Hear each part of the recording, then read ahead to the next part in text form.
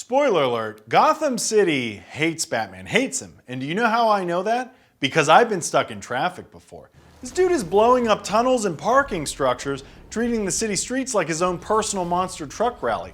All in a failed attempt to catch one villain, by the way. Oh, the guy with the insanely high Wordle scores taking out a bunch of corrupt cops and politicians? You leveled an entire city block. Who's the real asshole? Riddle me that. For someone who considers himself to be the world's greatest detective, he sure does struggle detecting that he's the f***ing issue. Billionaire CEO by day, socialite by evening, vigilante by night, the man is operating on zero sleep. I mean, tell me you're addicted to cocaine without telling me you're addicted to cocaine. Certainly help explain some of the behavior. Batman just demolished 2 miles of elevated rail lines with heavy artillery from his goddamn tank car? Yeah, dude's got a drug problem.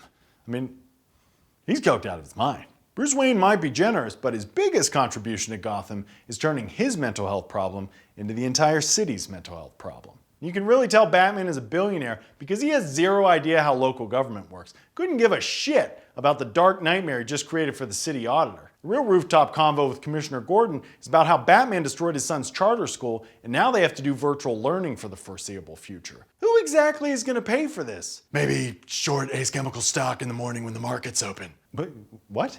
Nothing, I gotta go. Sorry about your kid's school. 2 days later, a $300 million gift from the Wayne Foundation shows up at City Hall.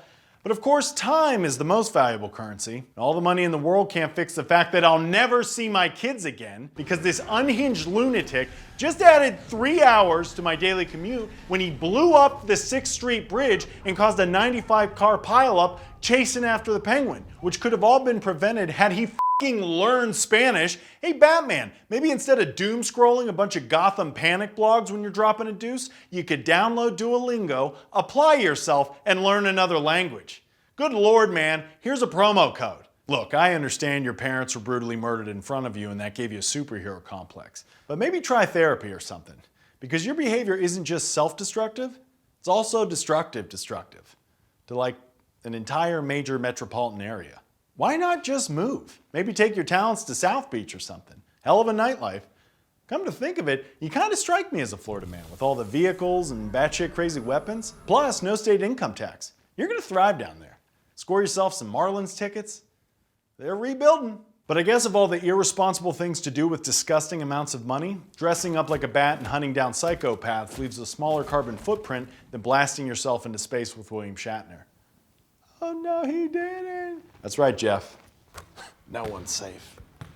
And if that isn't enough to make you hate him, just remember, like every other powerful rich dude on the planet, Bruce Wayne has definitely partied with Jeffrey Epstein. That said, this is still the most believable comic book, and I love it. Bobby Pattinson did a nice job as Batman, a little too emo as Bruce Wayne for my liking. I'll never remember reading in the comics about him journaling while blasting Nirvana like a confused 14-year-old, but anything is better than Ben Affleck. Tune in next time when we discuss Wonder Woman. Just kidding. Never seen it. Never seen it.